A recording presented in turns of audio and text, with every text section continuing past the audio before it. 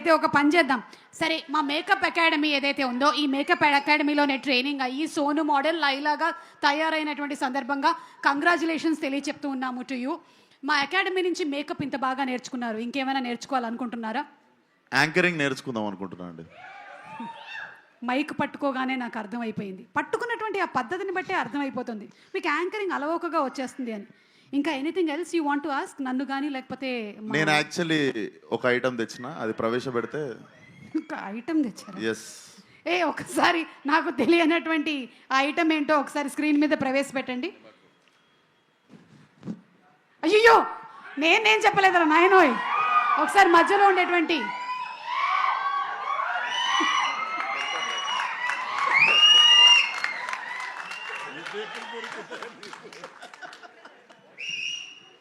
Sir, ఎట్లుంటాయి sir experience అసలు ఆ గెటప్ వేసుకుని అసలు ప్రపంచం ముందుకు రాగానే? I eagerly wanted to ask this question మీరు వచ్చినప్పుడు. మరి గ్లామర్లో పోటీ పడితే నన్ను దాటిపోయావయ్యా.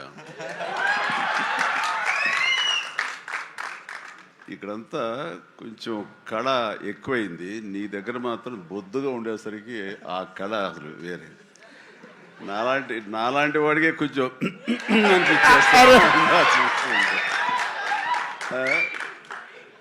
చూడాలి, సినిమా చూసిన తర్వాత తట్టుకోగలమో లేదో.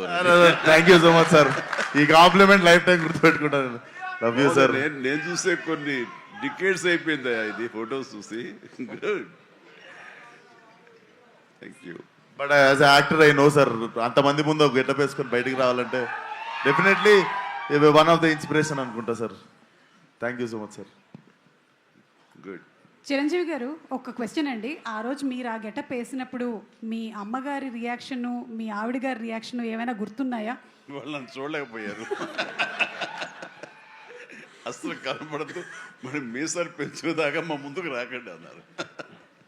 కానీ విశ్వక్కి వేరే ఎక్స్పీరియన్స్ ఉన్నట్టుంది. విశ్వ మా వాళ్ళు చీరలు కట్టుకొని, మ్యాచింగ్ చీరలు కట్టుకొని సెట్కి వచ్చారు సార్ ఫోటో దిగుదామని. మళ్ళీ ఎప్పుడు కట్టుకుంటున్నాం అని. ఆ టైంలో షూటింగ్ టైంలో అప్పుడు ఎప్పుడు మీసాలు తీయలేదు.